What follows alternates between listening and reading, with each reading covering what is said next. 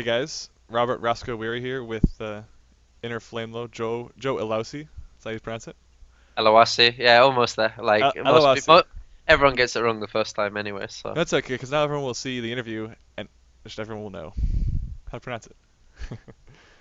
But we're here. You recently got hired on as the manager for our NA team, League of Legends team, and I figured we could take a moment in the beginning to kind of run through some of the history of yourself, so people can kind of get to know, because they know you used to do SK, but maybe not everyone is as familiar with you. Because like you started off doing a bunch of challenger teams, um, eventually moving on to SK Prime, as well as then you were a manager, kind of pseudo coach for SK as well, mm. correct? Yeah, correct. Yeah, exactly. Yeah, and then Um, yeah, yeah, this in spring split this year. yeah, and then it transitioned, moved around. You left them. It went to you spent some time with Gamers 2, and now to us. Mhm. And how did you happen to? How did you come to us? How did you join Dig? Um, so I think dig is something, at least in my eyes, is something that's supposed to have happened for quite a while now. I mean, like, You and Dig? yeah, I mean, the first time I approached Odie for a League of Legends team was, uh, I can't remember which year it was, but I was at WCS StarCraft Championship Finals. I went as a spectator, Mm. and I was really nervous. I was young. I was like new into the scene, uh, and I went to tell Odie about this team, uh, and he said, "Yeah, yeah, we'll look into it, but nothing came of it."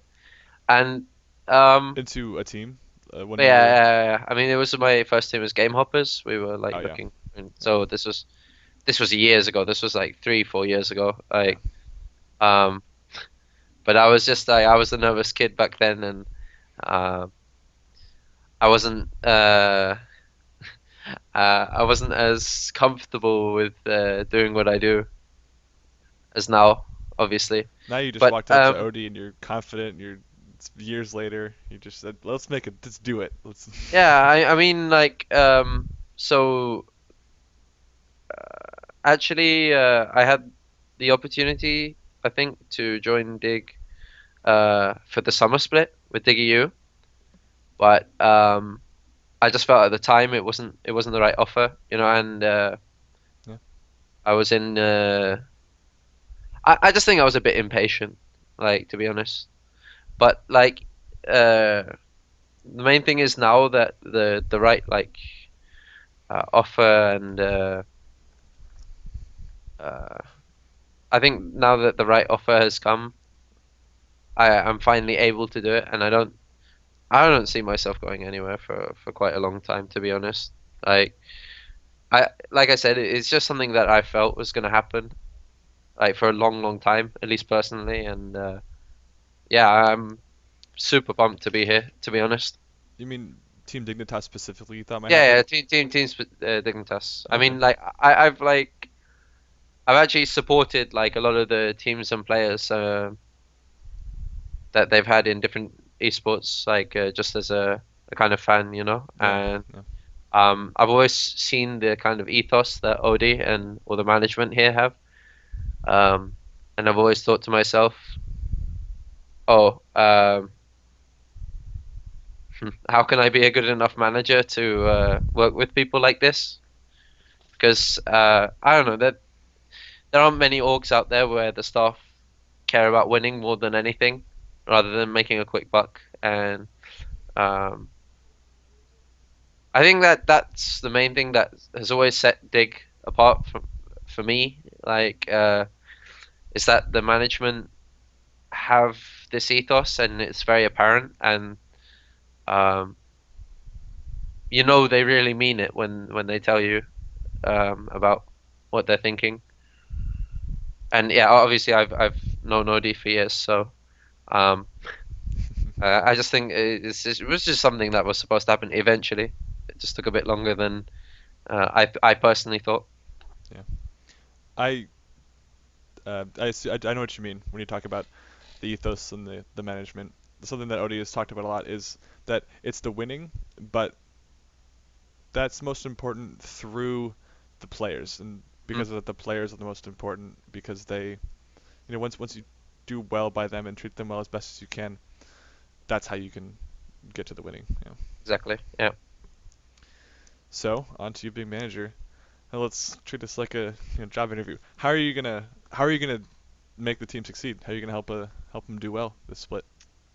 So I mean, one thing that I will bring is discipline. Like, I wouldn't say I'm strict as a person, but I'm strict when I need to be. Um, and I have a very clear idea of what I want to impose on the team. Um, Also, uh, obviously here when we're building the roster is like a major part. It's something that I play a role in as well. And Yeah. um, yeah, I mean, I just want to do my job.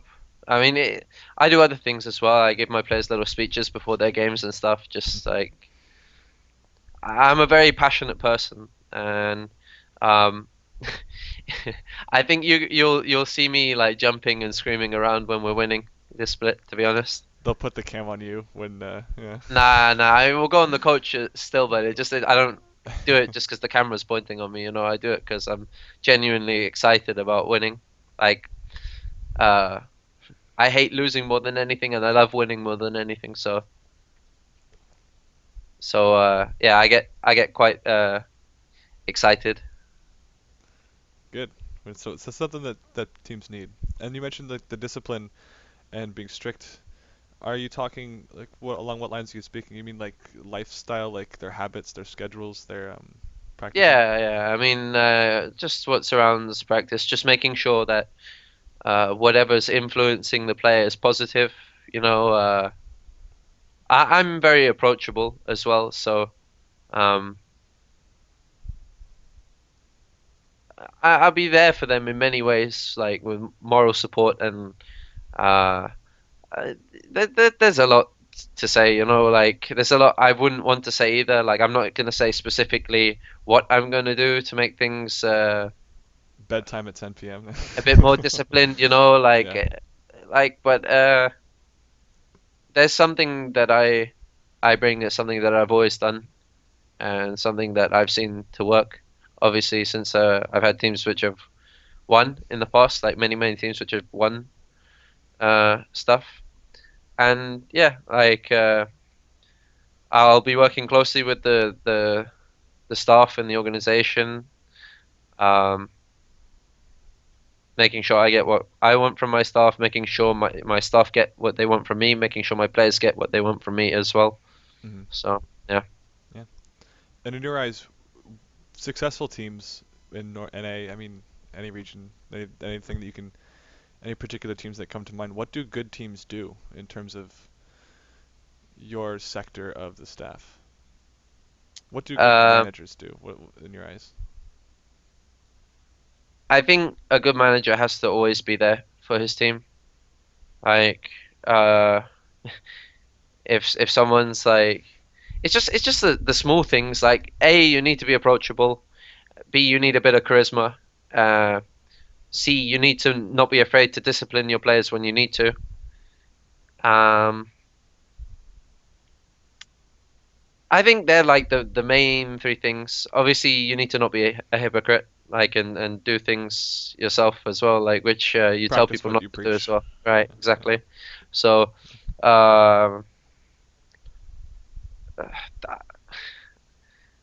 yeah, it's quite a broad question to be honest. Like, there's a lot which makes a good manager. It's true. Very true. But I mean, there are the way I look at it is there are two kinds of manager really. Um, One is being a functional manager, as I call it, or um, I guess charismatic is the other kind of manager. And I think it's about finding the balance between the two. Um, Obviously, you need to be there for your team outside a game, and uh, as well, I need to do everything that I need to do for the organization as well. So Yeah. um, it's about finding a mixture between the two. And with Broken Shard as coach, specifically, how do you think that there'll be any kind of crossover? How will you guys interact when it comes to every day practicing or scrims or watching VODs? Okay, so I think Ram and the other support staff that we're going to bring in. Uh, I don't think it's announced yet, so I'm probably not going to talk about it right now. But yeah, But Ram will work closely with the other support staff to work with players about in-game stuff, and I think everything else I'll try and take care of outside of just anything outside of the game is down to me. And obviously, I know my fair share from a small coaching background as well, and just I've been around for long enough to not sound like an idiot when I speak, to be honest. So um, so yeah, I mean yeah, yeah, like. I think Ram. Well, I know Ram will take care of most things in game. He'll kind of lead that. I don't want to, step overstep my boundary. Really, he has his job. I have mine, and I think I'll leave him to that. Really, but obviously, I will just make sure that there's no negative influence on the team, whatever that may be. Whether that's something outside of the game for the players or someone is getting to the player. yeah. I just want to be mainly like one of the main things in most of my teams is that I want to be very approachable for my players so that they feel comfortable talking to me, and I like to try and bring players. I like to make the comfort zone for a player slightly bigger, of what they do. So that they're more comfortable, yeah, in the Yeah, environment around you guys. Yeah. yeah. And speaking of some of the more difficult parts out of game, oftentimes, I mean, like we can't exactly say that there's going to be a language barrier with the new roster because it's not finalized, and can't even quite say now even if we No, did. no, no. I can say right now there's not going to be a language barrier. Okay. No matter who's in the team, there's not going to be a language barrier. Well then, my question about your plan for language barriers is null and void. But even further though, there's the whole like kind of like not inevitable, but the shaky takeoff that new teams, like new rosters and staffs usually have when they are back in their first split of coming together. Like um, new rosters tend to always have a hard time. Do you think that that'll be an issue this time, or do you have any kind of plan for it? Um, every team has their difficulties. I just think it's down to the players and the staff and the willingness in general. I feel that a lot of teams out there uh, are not made uh, with the same mindset in the players. I feel like a lot of players have different goals in general, and I think the most important thing is finding five players who have a similar ethos. And you can really tell when talking to a player if they really have that kind of mindset. Hmm. Um, and yeah, I don't know. I think if the player is hardworking and hungry, um, then then they'll fix problems quicker than other teams can. But yeah, of course there will be some synergy issues at the start, maybe. Yeah. Um, but that's just practice, and that comes. Yeah. Is that hunger, like ethos, authenticity, is that something that you have seen, that you see in who we have right now? Yeah. I mean, it's something that I want. Like someone who doesn't have the hunger doesn't really have a place in the team. So uh, whoever is in the team will have this hunger. Um, and to be honest, you don't perform without it anyway. So uh, yeah, I don't know. That's what sets apart a lot of players as well. Like I think the main thing will be grinding out results when you need to. You can't win every game cleanly. And if you look in traditional sports, like let's for an example, when a team wins the Premier League in football, soccer, as you guys call it, Yeah. the team at the top always grinds out the results that they need to. Like against the big teams out there. They'll get that point. They'll get the draw. They'll get the win. You know, they won't lose. And that's the main thing. I think the main thing is grinding out the results and not underestimating anyone. And I think if people underestimate us, it's going to be the problem for them. You know, that I think it's going to be a big problem for them if they underestimate us. So um, we're definitely not going to underestimate anyone coming into this split. We'll take it one team at a time. Sorry, one team at a time. Good. Yeah. Looking over your own, trying to research yourself and getting to know you and what I could try to ask. I saw an interview. It was back with like you and Fox were being interviewed, Hmm. and half the things you talked about were it like your answers were we're just gonna focus on the next game. It didn't like IEM didn't matter. It just even though you had just beaten Fnatic, which was kind of a cool big thing, but you said no, it doesn't matter. It's just the next game. Yeah, I mean that's how I like to be as well. And it's not for show really. I just think that's the most positive uh, mindset you can have in my just in my opinion. Just one I step. don't yeah, I just think one step at a time is always the best way. Take each game as it comes. Gotcha. And just last night we had the big old double lift swap. That Hmm. was that was some fun news to see. Hmm. Um, uh, with all these different changes, because CLG was number one NA, then TSM, and then Cloud9, but all those teams are actually in a big flux. So many teams, like the spots are being sold, some big roster changes, and a bunch of them. Is there anybody that you think at this moment is you put on your list to watch out for? I'd need to see all the teams and weigh them up. Yeah. But I mean, what the predictions mean. Uh, Players might be better than others skill wise, or they may have achieved more than others in the past. But at the end of the day, if they lack the hunger and the passion and maybe even the talent, like who knows who's going to drop off in form next split? Like, I don't know. I don't like predicting things. I didn't do a world's pick'em. You know, for me, predictions are meaningless. What do they give you? You know, you don't gain anything from this. You usually Um, get internet points. yeah, I mean, yeah, Yeah. Yeah. whatever. You get some EPing. Who cares? You know, like, uh, like I don't know. Like, what does it matter? To be honest, like, just all you need to do is predict that your team are going to win next game when you make sure they win the next game. You know, like